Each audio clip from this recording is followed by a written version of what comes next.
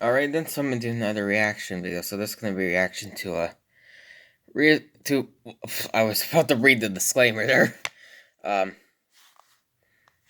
Free Terrifying True Cornfield Horror Stories by Mr. Nightmare. So, let's check this out.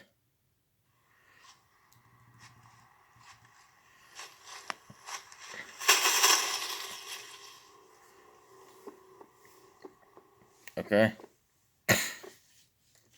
My childhood friend Carter moved away with his family to this really rural town in Michigan, but we've always stayed in touch. His family is very country, and I'd go as far as to say they're kind of rednecky, so the move there was no Rednecky. surprise. His family loves me, and I'm always welcome to go visit. We're 19 now. I'm in college. Carter works for his dad. They have a huge property up there. I had visited before. This was not my first time going up there. So it was a weekend in the fall. I was going to stay at Carter's family home up there. His mom and his sister wouldn't be there this weekend. It was just him and his dad. It's a 4.5-hour drive up there. It's a lot of farmland and open fields by them. To get onto their property was a gravel road about 300 feet off the main road. I got there to a warm welcome by both Carter and his dad. They were already sitting in the backyard drinking beers, so after bringing my bag in from the car, I joined them. Carter was telling me about all the trails in the area that we could take my Toyota 4Runner off-roading. I'd never off-roaded before, but I was super down to. Carter's dad grilled us up some burgers first. Then he was off to his friend's house. I'll show you. Hey, Rabby, look at me.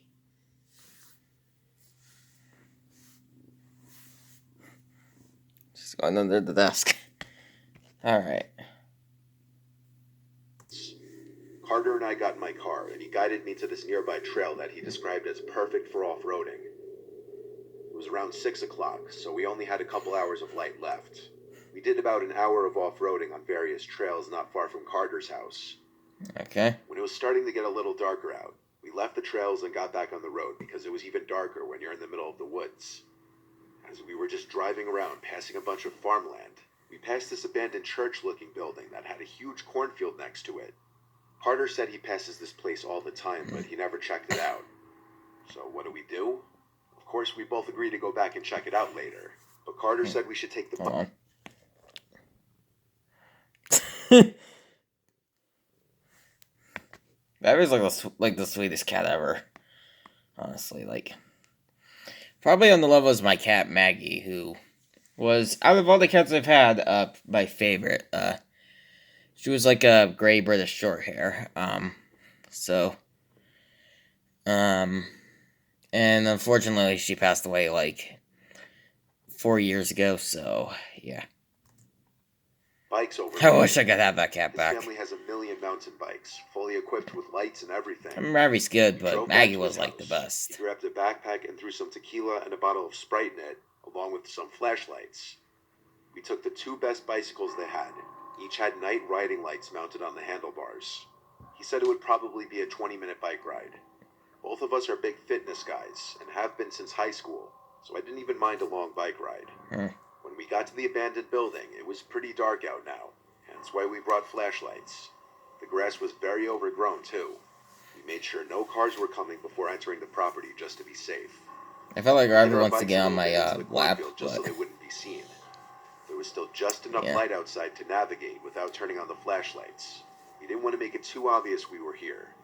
We were thinking of getting some cool, artsy shots of each other for our Instagram inside the building, if we could find a way inside.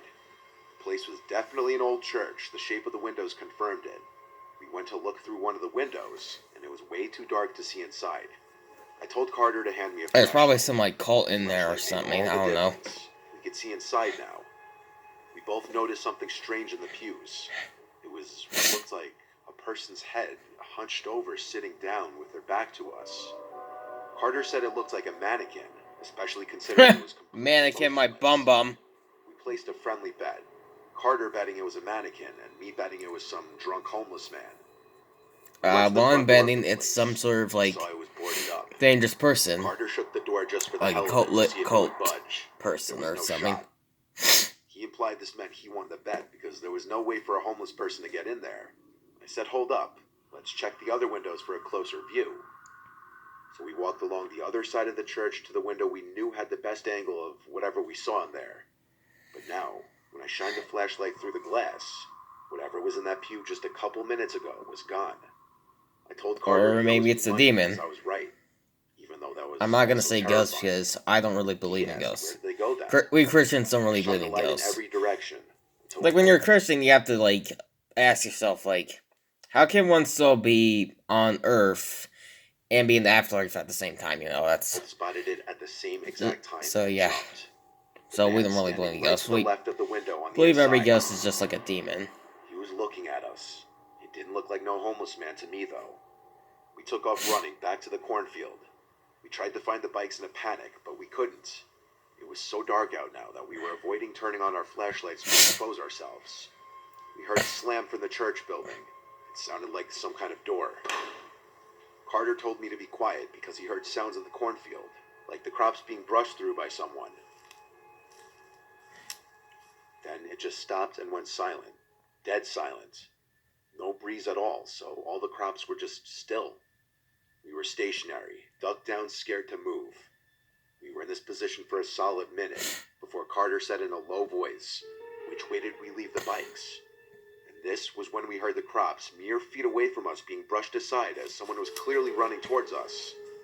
I screamed, "Go!" Oh dear. We both beelined through the crops as some of them were smacking me in the face. At some point, we cut out into the open, leaving the cornfield, running back to the road. We were no longer being chased. Carter called his dad right away, and he came and picked us up. He wasn't the kind of dad to get pissed at us for trespassing or drinking or anything like that. He was more so pissed about the bikes. But he said we were right to leave the bikes and run. Mm-hmm. The next day, he drove us back to that church, bringing his gun with him. We looked in the crops until we found the bikes. Then we threw them in the bed of Carter's dad's truck. We were about to leave when we took a look back at the church and saw someone at one of the windows. It had to be the same person. Yeah. I guess when he saw us notice him, he creepily walked away from the window. Carter's dad said, "Let's get the hell out of here," because that was genuinely disturbing. Yeah. For his dad to be creeped out meant a lot. He's a pretty tough guy. We went to some barbecue place afterwards and had a bunch of food and some drinks. Afterwards, Carter's dad called some town number to let them know someone was squatting Yes, in the Ravi? abandoned building. As long as it was brought to their attention, at least we felt like we did something. Who knows if that man is still hiding in that church, though? Or who he was, for that matter. Maybe. I don't know. But he wasn't a man with good intentions. That's for sure. I live on a farm with my brother and his wife. We split the responsibilities in the busy season. In the off-season, they go off traveling quite often. My fiancée passed away a few years ago, and I haven't really put myself back out there just yet. I spend a lot of time alone, and the off-seasons really get to me. This was early October, right around the time before our last harvest. My brother Joe and his wife were out of town for a few days. Figure something like this would happen while I'm holding the fort myself. It was a night like any other. Yeah, The Rav. windows in the house were still open to allow that refreshing October breeze to flow through the house. Sorry, cat. Outside, I suddenly heard a scream. Oop, oop. It Whoa. was the scream of a female. Hold on. Okay. Go on.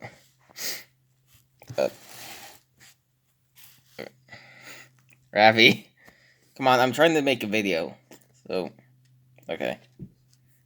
Alright. Outside, I suddenly heard a scream. It was the scream of a female. I couldn't tell if it was a teenage girl or a grown woman, but it was blood-curdlingly high-pitched. I Yeah. sprang up from my lazy boy recliner and went to my gun safe in my bedroom to grab my rifle. I went outside to be greeted by the breezy, chilly air. I stood on the front porch for a second, waiting, and I heard the scream again.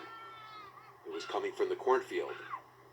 I fired a round into the air as a warning shot. I didn't at that moment know what was happening. It could have been someone in danger or a group of teens messing around being punks. After I fired the round, I heard a woman's voice yell, "Help," before there was nothing but silence. I called out, "Who's out there? Where are you?" Nothing but wind now. I turned on every exterior light I had on my house. And I also grabbed my cell phone and called 911 as I walked into the cornfield, calling out, waiting for a response.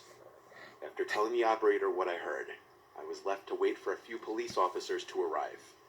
There were a total of 4 that ultimately showed up, and with the help of them, we all checked the cornfield, shining flashlights and yelling out for anybody who needed help. I'd imagine that anytime someone is reported screaming for help, the cops take it a little more seriously. Yeah. After we ultimately found no one, I was told by one cop to call 911 again if I should hear anyone scream for help and that they'd be nearby. Then they all left. I went back inside of the house, not before taking one more look out to the cornfield. I closed the door and turned off all the lights. There's not much to do in this county for the local kids, so it didn't seem unbelievable that maybe it was some kids trying to scare some random farmers and homeowners. Well, yeah, but After another you hour really of can't be watching too TV, sure. I went upstairs to bed. I took a couple melatonins to help me sleep, as I'm a chronic insomniac. Usually, I'd say that's unfortunate. After, I'd guess, an hour and some minutes, I heard creaks and clunks from downstairs. I just realized I never closed the windows downstairs. Oh. You can hear everything through the paper-thin walls in this house, and all the floors make noise. I grabbed my cell phone and called my brother Joe. He picked up, and I asked him in a whisper if he's home. He said no. In that moment, all the hairs on my body stood up, and I knew now I was in fight or flight mode. I told my brother there's someone in the house, call the police for me.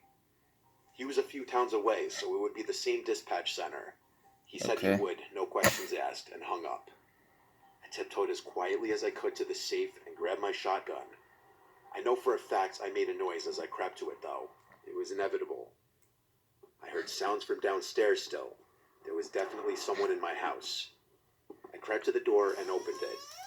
I looked down the stairway to the downstairs. I could still hear the breeze flowing through the house downstairs. The hairs on my arms were standing up. I started inching down the stairs one at a time, trying my best not to make a sound. But I only made it down a few steps before hearing footsteps from downstairs on the wood floors creeping closer to the stairway until a tall, skinny figure appeared at the bottom of the steps. Oh. I cocked the shotgun and said, "Don't move." He didn't listen. He almost calmly walked out of sight, and I heard his footsteps then pick up to a run through the living room and then out the back door. I yelled stop as I briefly attempted to chase him, but as soon as he was out of my house, I locked the door and called my brother. He said the cops were on the way. I locked every single window on the first floor and waited for the police to come back. It was the same officers. They did a little search of the perimeter of the property this time with all the lights on. One of the officers said he was going to stay on the property for the night, though I don't think that guy was coming back after seeing I was armed. In fact, he never did. But the story doesn't end there. I was finishing up the last harvest of the season in the combine, and while doing so, I noticed a shoe in the field. I stopped the machine to go pick it up and examine it. It was a woman's shoe, size 8.5. This got me thinking back to the screams I heard, followed by the man breaking into my house hours later. I called 911 once again and left the shoe where it was to not hinder any potential evidence. When police came, they did another investigation of the cornfield, and they took the shoe as a piece of evidence to a possible disappearance. Yeah. They even brought police dogs to sniff out any possible scents. The strange thing is, there was no missing female reports in our county, not at the time at least. I hope whoever's shoe that is still alive today. It makes me sick thinking someone might have been murdered on my farm. Hopefully they're still alive.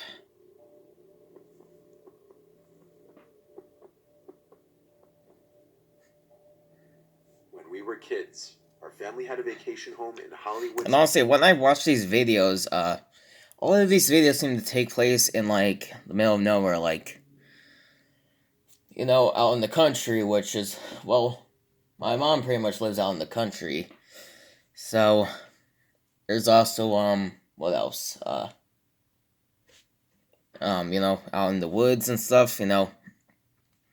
It makes the city seem so much safer than being out in, like, a rural area. So, yeah. South Carolina. By we, I mean my 3 brothers and I. And by vacation home, I mean this 3-bedroom mobile home. It wasn't fancy, but it was part of our childhood and is still nostalgic to think about. Whenever we got off the highway and started seeing nothing but farms, we'd know we're almost there. I'm the second oldest. At the time of this story, I'm going to guess our ages were 14, 12, 10 and 8. The mobile home was a little primitive, but we had electricity at least. The TV up there was very old, but it was good enough to bring our PlayStation and play on. We'd been going up there so long that we had a bunch of places we'd love to go. This big playground for an elementary school that we'd always play hide and seek tag in while our parents sat there and read magazines. This grocery store that we would love to play games in as well. We even loved exploring all the woods surrounding the property. The nearest neighbors were a bit of a walk away, but nothing too crazy or far that our parents wouldn't let us walk it. This was the first year that they let our youngest brother Todd come exploring with us too, while they stayed behind in the mobile home. We walked down a different road that strays away from the dead end, and it's worth noting that there was next to no traffic on these roads, as our mobile home was on a long road that eventually led to a dead end, so the only through traffic would be the few people who lived on this road. There was always this questionable looking house and farm that we never saw a car at ever in our lives.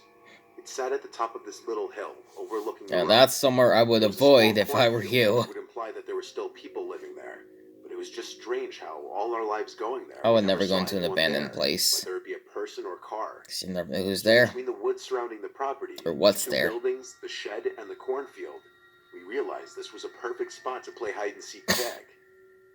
It was broad daylight right now. We decided our oldest brother Tony would be seeker first, and we'd go in order, oldest to youngest. So the rest of us went to go hide. I went to go hide in the crops. I heard Tony call out, "Ready or not, here I come," and so I simply sat down in the frowning crops, completely hidden. I waited and waited until I heard a rustling in the crops and footsteps crunching the rotted dead crop leaves on the ground. I didn't know which of my brothers it was, but I wasn't taking a chance. I That's ran not out of your the crops brothers. and into the grass and up the hill towards the red shed. I expected Tony to come out after me, but he didn't, so I figured it was one of my little brothers. I heard commotion as Tony was chasing my 10-year-old brother George down the hill on the other side of the house, and the two were laughing and screaming. Tony caught him, and so George was out. I stayed put behind the shed. Then I noticed Todd, leaning against the back wall of the house, looking at me laughing. I put my finger up to my lips to It's not Todd. and he did the same. Then I thought to myself, wait, who was in the cornfield with me then? Tony came around the house and immediately and easily tagged Todd, and then he saw me since I was in a straight line of sight from him. I started running down the hill, which gave me a good speed boost, but Tony got that same speed boost, and he was bigger and faster than me. He caught me with ease. The four of us met at the bottom of the hill by the road, and I was supposed to be up next. But I asked everyone if anyone had gone in the crops as well. When all of them said no, I got scared. I told them I heard someone walking in the crops, and it may have been the homeowner, so we should leave. With that, we left in a hurry and walked back to the mobile home, where our parents were watching a movie in the living room. For dinner, we went to the local pizzeria that we all loved. From what I remember, our dad told us that nobody lived in that house that we were playing at. So, when we got back and it was dark out, we just knew we wanted to play flashlight tag now. Our mom didn't want Todd coming out with us past dark, and I'm sure they only let us go because Tony was 14 and they thought he was old enough to keep an eye on us. So the three of us ventured off back to that house to play flashlight tag, which basically is hide and seek, but if you get exposed by the seeker with a flashlight, you're out. Once we got to the property again, it was like 90% dark out. They wanted me to seek this time since Tony did last time, so I turned around and counted to 60, then I shouted, "I'm coming." I kept the flashlight off as a strategy to not give away my position. I could just barely see enough to navigate around. I ran up the hill to the house, which had no lights on. I peered around the walls of the house, and then the shed. I didn't see either of them. I looked into the trees, and decided to turn my flashlight on and look through the tree line. Still nothing, so I turned the flashlight back off. I knew one of them had to be in the cornfield. It was too obvious of a hiding spot. It was small enough that I could check it out. I got to the bottom of the hill by the cornfield. I would not go out into a cornfield at It was hard flipping not to nighttime. make noise in here, but I tried my best. I also kept the flashlight off to not make it obvious I was in here. I didn't realize until now that it was dark out how absolutely And now my scary phone this is was at charged. night. How long As I do we was have left? sneaking around the crops, Or we I got heard 2 minutes footsteps left. inside the crops. I had to be sneaky if I wanted to catch them. I honed in on exactly where the footsteps were coming from, and when I heard them right on top of me, I turned on my flashlight and yelled, "Caught," but all I saw was the back of someone running away from the light. "Who is that?" I said. "You're out." And I heard this creepy laughter. It wasn't the laughter of my brothers, or any kid for that matter. It sounded like some deranged adult. I was frozen. Who it was. I heard a grown man's voice say very softly, "Can I play with you guys?" And then I saw his face. It was half covered by the few crops still separating the two of us. From what I could tell, he had this kind of deformed-looking face. I really couldn't tell if it was a mask or not. I ran out of the crops and started yelling my brothers' names, saying, "Run, game over." I heard them both yell back at me from the same spot. They hid together. I saw them running down the hill with their flashlights on. I turned mine on and told them to just keep running. We ran all the way down the road until we got back to our property, and we were out of breath. But I told them there was some deformed-looking, freaky man hiding in the crops, and that he was probably the one I heard in the crops earlier, too. I still remember their faces when I told them this. When I told my parents, they looked confused. My dad didn't seem to know how to react. My mom made it clear she didn't want us going off the property past dark anymore. Honestly, I didn't want to anyway. I had trouble sleeping that night, thinking, what if that man was outside in the pitch darkness, outside one of the windows? I can tell I freaked everyone out a little bit with my description of the man. I had no reason to make it up, though, and they knew that. It goes without saying we didn't go back to that property up the road. Thank God it wasn't that close to our property. My family sold the property only a few years after this.